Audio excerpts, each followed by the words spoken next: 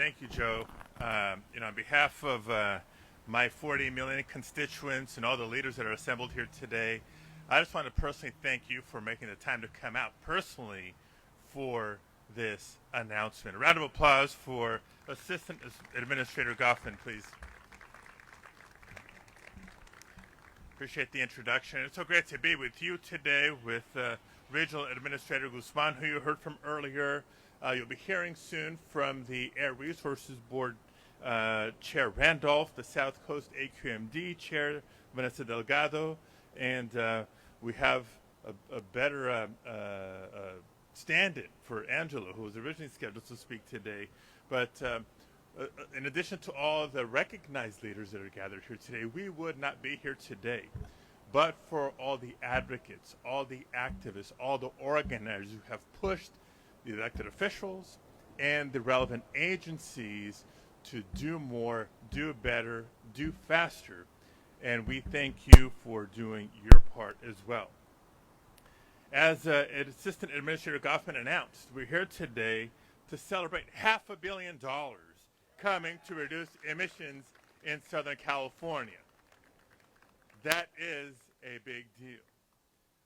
And this right here is why I personally worked so hard with President Biden and Vice President Harris and my colleagues in Congress to pass the Inflation Reduction Act. Not to deal with some distant threat that we wouldn't feel until 20, 30 years from now that we call climate change, but to improve the air quality for these communities who for too long have been overlooked and left behind by policy and our investments. I fought so hard to make sure that we delivered for this region and worked to protect the planet. Now, the reality is that far too many families in Southern California have been forced to live with the harmful effects of toxic air pollution. And Joe, if you wonder why I take this so personally, it's because it's the same battle that I remember when I was a kid growing up.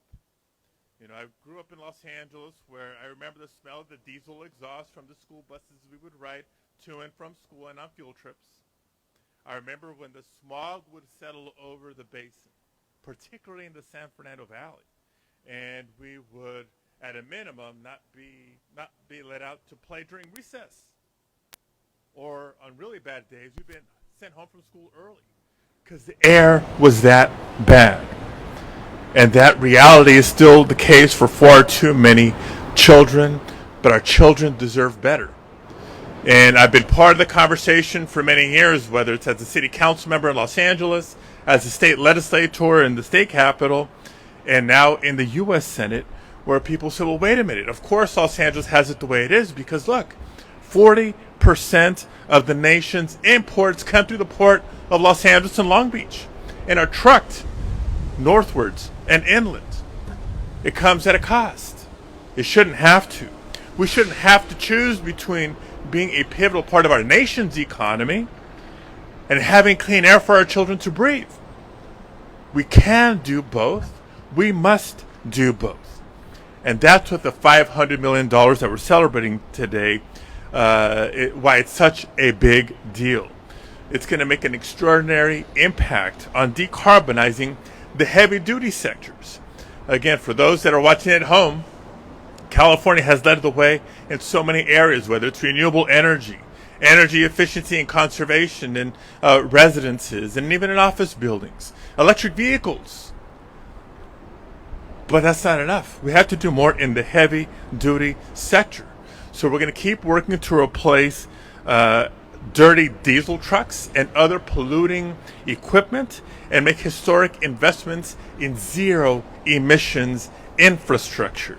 Zero emissions infrastructure. And today's announcement is actually combined with the transformational investments that state of California leaders have been making. And so, yes, we're not just dreaming about it. We are well on our way to that zero emissions good movement sector in California and showing the rest of the nation how it's done. And for those who aren't traveling with us, I do want you to know this, that Assistant Administrator Goffin and I are going to be traveling from here to the Inland Empire to see firsthand additional communities that are experiencing the impacts of air pollution caused by the heavy-duty sector, but also opportunities to do additional good, cleaning up the rail sector, heavy-duty trucking, and warehousing. So I want to thank him once again for joining us, for his work to make sure that the EPA is doing its part, working with CARB, working with the AQMD. And before I introduce the next speaker, I did see some Spanish language press that's here, so just a few brief remarks in Spanish. Estamos aquí celebrando una inversión histórica, $500 millones federales para mejorar el medio ambiente aquí en el sur de California, limpiar el aire aquí en el sur de California y mejorar la salud pública para los residentes del sur de California. Por tan impresionante que es la cantidad de esta inversión, me alegro porque también es una celebración de la colaboración histórica. En el pasado hemos visto pleitos entre agencias locales y agencias estatales y el gobierno federal de quién es la responsabilidad. Eso ha cambiado. Comenzando hoy es una colaboración de todos los niveles del gobierno con esta meta: mejorar el medio ambiente, limpiar el aire y mejorar la salud pública para todos los residentes aquí en el sur de California. Y le damos gracias a todos los representantes de todas las agencias que están presentes aquí hoy. And with that, let me introduce our next speaker, the chair of the California Air Resources Board, Leanne Randolph.